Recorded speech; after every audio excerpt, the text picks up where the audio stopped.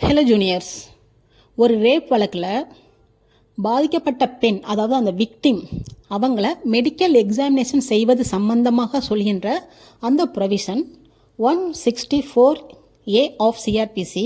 இதில் சொல்லப்பட்ட விஷயம் என்னென்னா, அந்த பாதிக்கப்பட்ட பெண் அந்த வழக்கு அந்த குற்றம் நடந்திருந்தாலும் சரி அல்லது முயற்சி செய்திருந்தாலும் சரி அட்டெம்ப்ட் ஆர் கமிட்.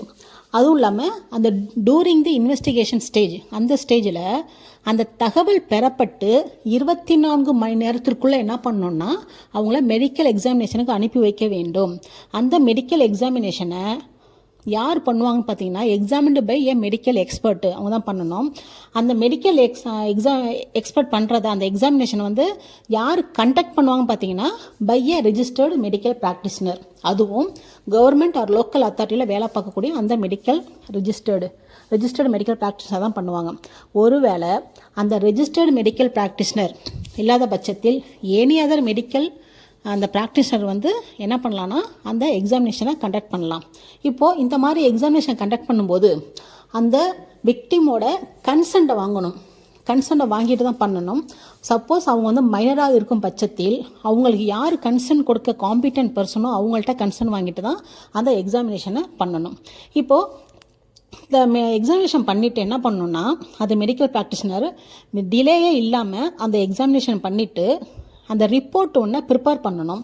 அந்த ரிப்போர்ட்டில் என்னென்ன விஷயங்கள்லாம் பதிவு பண்ணணும்னு பார்த்தீங்கன்னா, ஒன்று நேம் அண்ட் அட்ரஸ், யார் கொண்டாந்து ப்ரொடியூஸ் பண்ணாங்க அவங்க டீட்டெயில்ஸ் எழுதணும். Second, age of the woman எழுதணும்.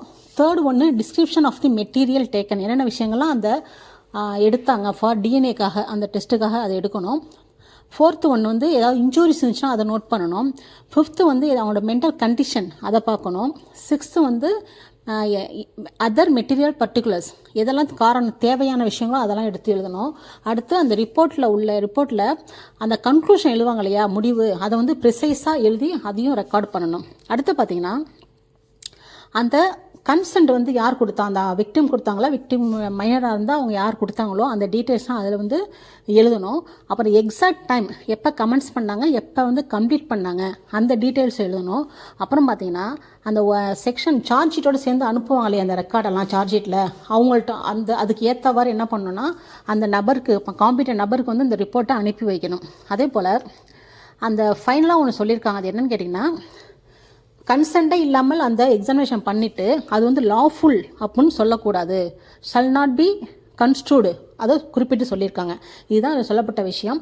இதே பிஎன்எஸ்எஸில் சேம் கண்டென்ட் தான், செக்ஷன் 184. தேங்க்யூ.